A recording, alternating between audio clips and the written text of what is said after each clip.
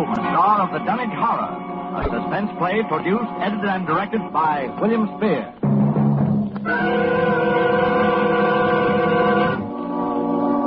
Come in, Dunwich, Massachusetts. Come in, Dunwich. Good evening. This is Henry Armitage. I'm speaking to you... Dr. Rice, please close the window. I'm speaking to you from my laboratory on the slopes of Sentinel Hill near Dunwich, Massachusetts. Present with me is Dr. Warren Rice, my distinguished colleague from Miskatonic University. We are now about 100 yards from the summit of the hill, which is crowned by a huge table-like stone set in the center of a circle of pillars, a place of prehistoric worship. A moment ago, you may have heard the dogs of Dunwich Township barking, as we have heard them 3 days and 3 nights. Dr. Rice and I know the horror which their barking portends, but the purpose of this broadcast is to make this unbelievable horror believable to you. I hope for your sakes and ours we are successful tonight. It is the eve of All Hallows. Tomorrow will be too late.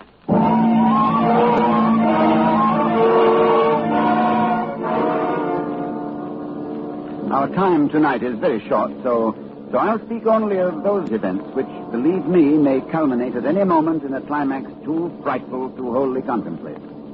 I will begin with the birth of Wilbur Whitley.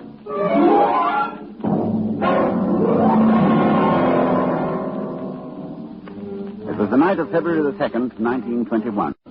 Candlemas. Toward dawn, when Lavinia Whitley, a deformed albino woman about 35 years old, gave birth to her dark, gawkish-looking son in the crumbling Whitley farmhouse northeast of the village. No one attended her. No doctor or midwife. No one was with her, except her aged, half-insane father, who was known as Wizard Whitley. So Wilbur came into this world under heaven knows what incantations, what appeals to what power. A week later, Wizard Whitley drove his sleigh into Dunwich village and reported the event to a group of loungers in Osborne's general store. Hey, your grandson got yellow hair like Lavinia, Wizard? No, takes after his father more. He's dark. You never spoke of who his father might be now, did you? Oh, you'll know his father when the time comes. Oh, Lavinia's read and seen some things the most of you only talk about. Calculate her husband's as good as you can find this side of Aylesbury. Well, we don't be nosy, Wizard. Maybe it was in no church that none of you heard of. But you wouldn't ask no better church wedding than Lavinia's. Well, I didn't hear tell of no wedding, Wizard. When was that? Oh, not a wedding you'd hear of, Corey. Not a husband, neither. But let me tell you something. Someday you folks will hear a child of Lavinia's calling its father's name on top of Sentinel Hill.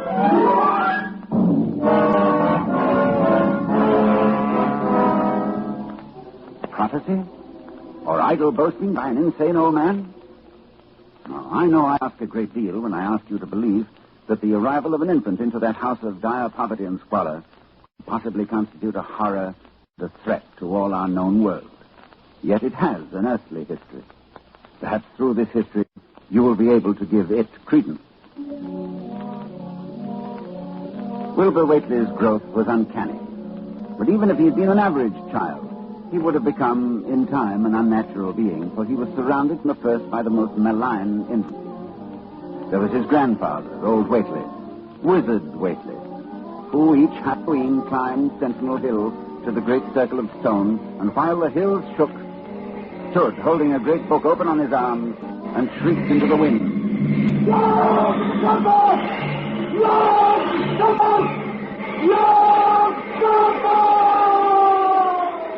Yog-Sothoth, that dreadful name, first mentioned in the hideous forbidden book, the Necronomicon. And this Wizard Whitley was Wilbur's teacher.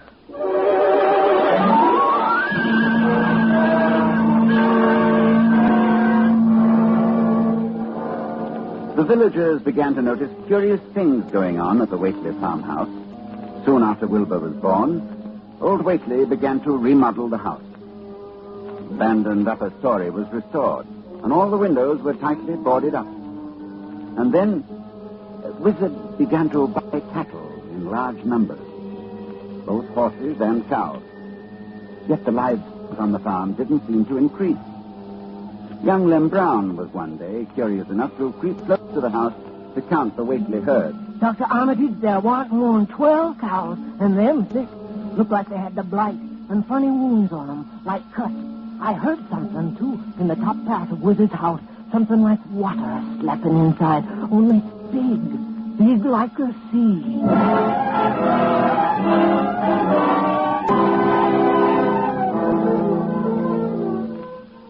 One other person went to the Whitley farm in the years before I met Wilbur.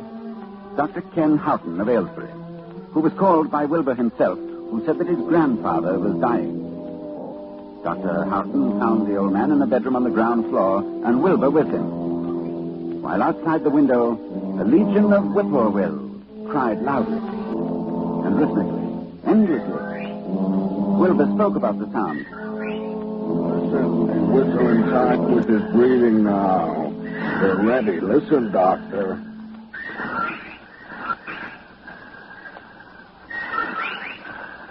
They know his soul's going out. They're waiting.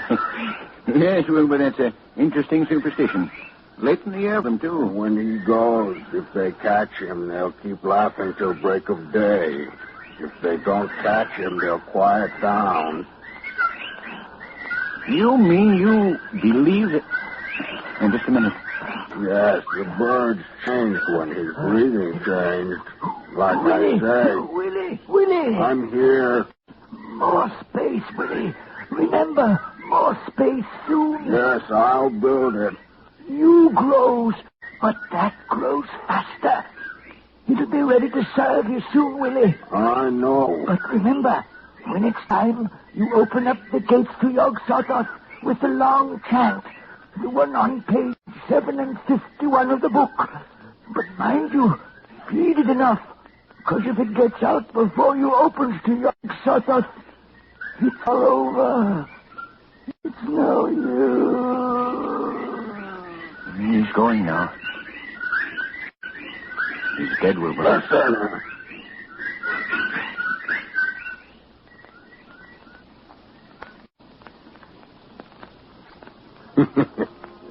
The bird.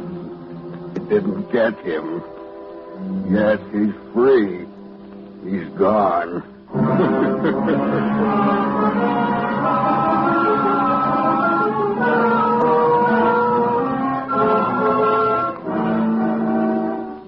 It was the winter following Wizard Whitley's death that I first met Wilbur. Came in person to the library at Miskatonic University to consult a copy of the hideous Necronomicon, which was kept there in its Latin version, as printed in Spain in the 17th century. I tell you, when he came into my office, I was appalled at his appearance. 8 feet tall, shabby, dirty, bearded. But I was even more appalled by his voice when he spoke. I wrote you a letter a month past, Doctor. I wanted a loan of the book. Well, that's a book that's never loaned from this library. I doubt if it is from any library. Well, I have to see it then. Oh, very well. It's kept right here. As you know, there are only 3 copies of this book in existence. That's why we're careful. Here, you can look at it on this table. Wizard said it would be on page 751. What? What is it you're looking for? The formula, the long chant, the one that opens the gate to Yog-Sothoth.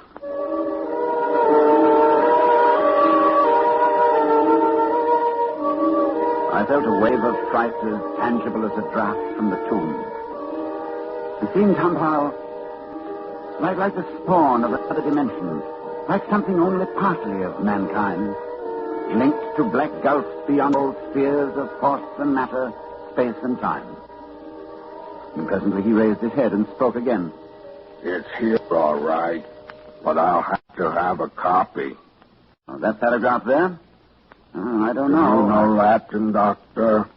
Yes, certainly. Then read it, Doctor. Let's hear how you make it out. All right, that shouldn't be difficult. Let's see. Nor is it to be thought that man is the oldest or the last of Earth's masters. The old ones were, and the old ones shall be. Not in the spaces that we know, but between them.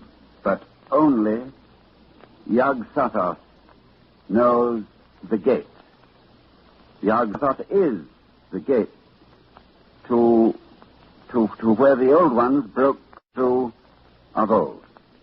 Their hands are at your throats, yet ye see them not.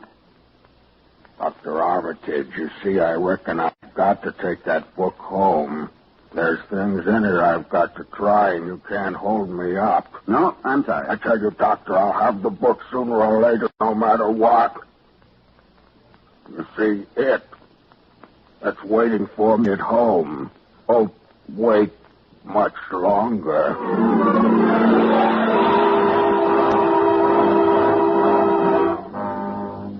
It was a week later that I was awakened suddenly by the fierce yelping of the watchguard on the campus, followed by a sound from a wholly different throat, a scream. And I knew instantly that Wilbur had come back for the Necronomicon. I hastened into my clothes and rushed across to the library where a crowd had gathered before the smashed window of my office. Inside, there was a fearful groaning and growling, and some instinct warned me. What was taking place there was not for unfortified eyes to see. I brushed back the crowd, motioning only to Professor Rice to come in with me. When we opened the study door, Professor Rice screamed. No, Dr. Armitage, no, I can't. Come, close the door. We can't let them see. He's alive, but Lord, what a job that guard's done. Torn him to bits. Oh, it's a horrible sound, that moaning. Suppose we ought to call the doctor? A doctor? A doctor for that? No doctor in the world would know what to do for that. Look, Armitage, it's not human, nor animal. Where did it come from? Can you tell me? Can you tell me what it is?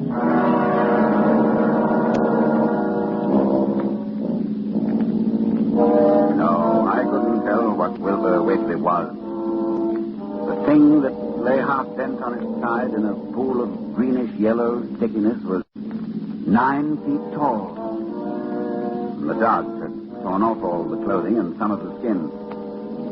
It was partly human, beyond a doubt, with very man-like hands and head, but the torso and lower parts of the body were fabulous. With chest had the leathery hide of a crocodile or alligator. But below the waistline, the skin was covered with coarse black fur.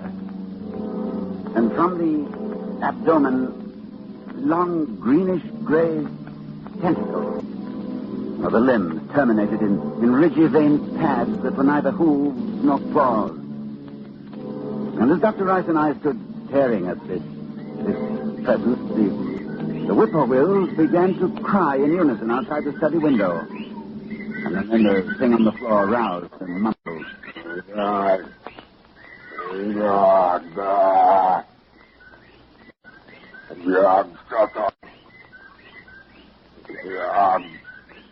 Armitage, in heaven's name. The whippoorwills. Listen. He's dead now. Look, Rice. Look what's happening. He's disintegrating. Oh. Fast, too. Fading away. But he isn't made of matter as we know it on Earth. I guess he took after his father. So there'll be nothing left. His father? What was his father? I daren't think.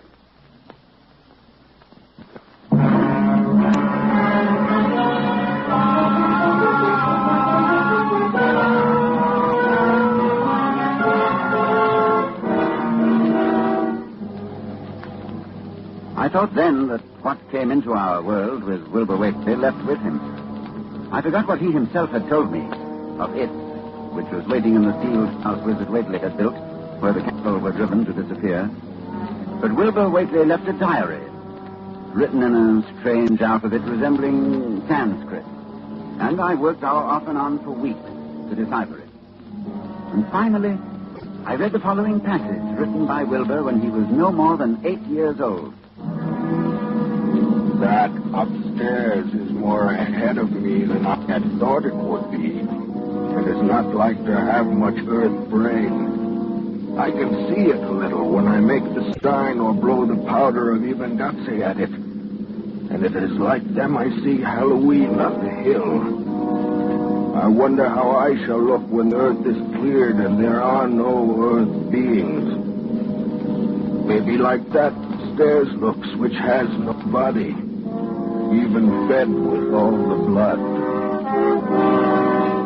Toward morning, in a cold sweat of terror, I called Dr. Rice to my house and told him we have to destroy what's in that farmhouse. Why can't we just leave the thing locked up there? The house is boarded tight. Yes, but you think boards will hold it? Don't you realize, man, it hasn't been fed? It hasn't had blood since the 18th of September, when Wilbur Whitley came here to die.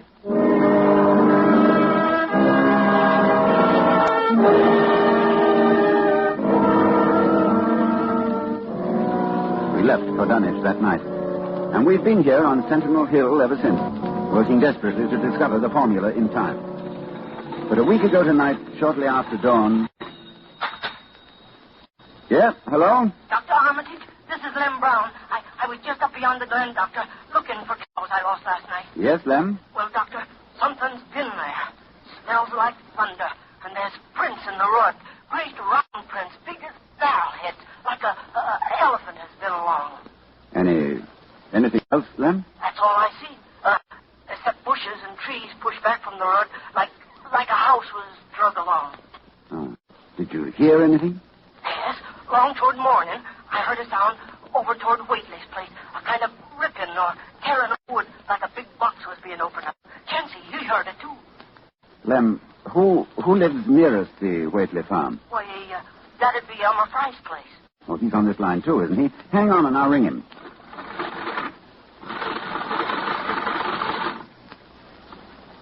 Yes, Dr. Armitage, this is Central. I'm trying to get Elmer Fry, Central. Doctor, he must be out somewhere, and his whole family. I was ringing there an hour ago. Earl Sawyer saw Elmer's cows stampeding in Old Spring Glen. Oh, you didn't get him, hmm? All right.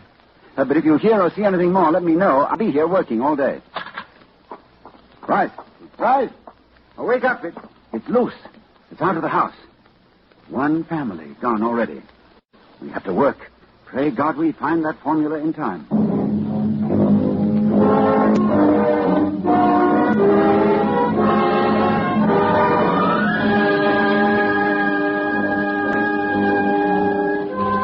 A week since it broke loose.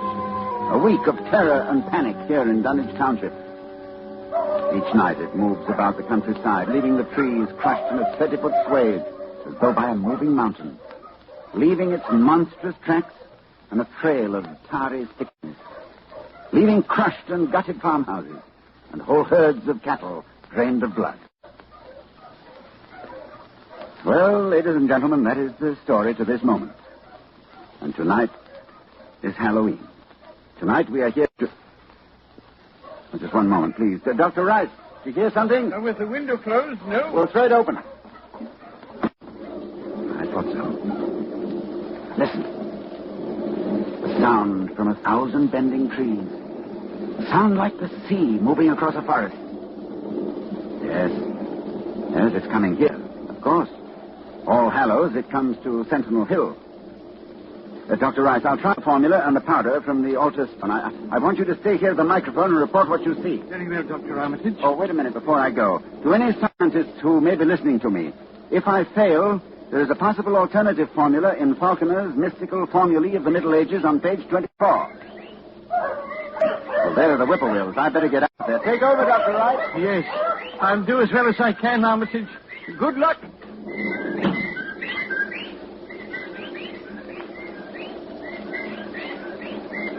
Ladies and gentlemen, Dr. Armitage is climbing to the top of the hill, to the altar stone.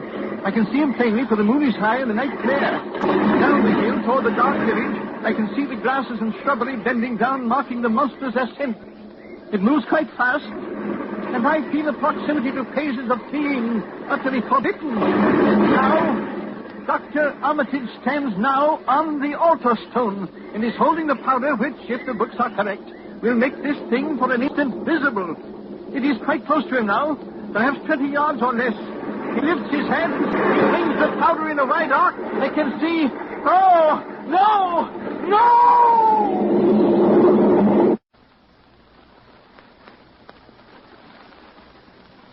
Dr. Rice, come in, Dunwich. Ladies and gentlemen, this is your suspense announcer. Due to condition... Oh, just a moment, please.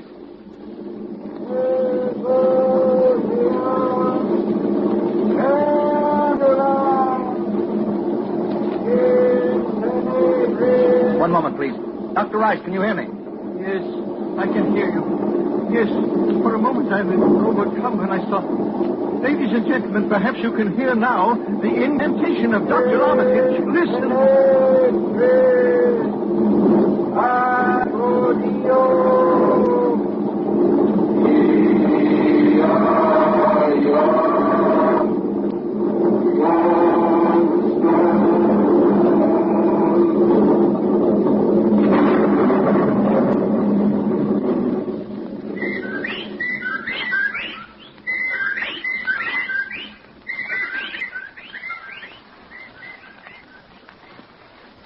The whippoorwills mean death.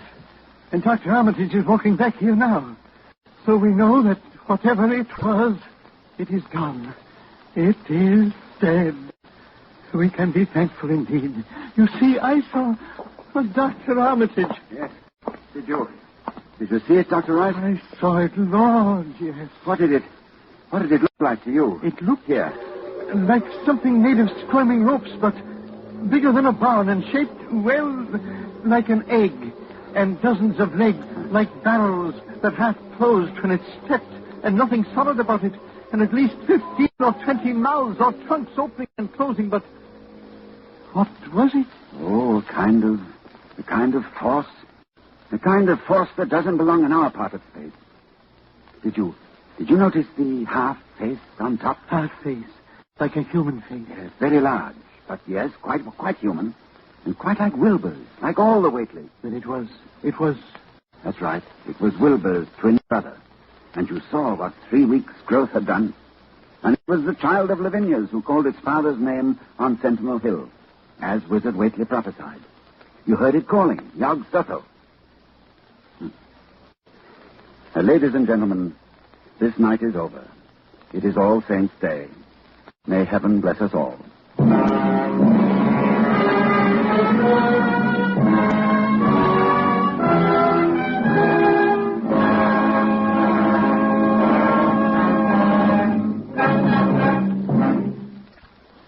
The Dunwich Horror, with Ronald Colman as your star of suspense.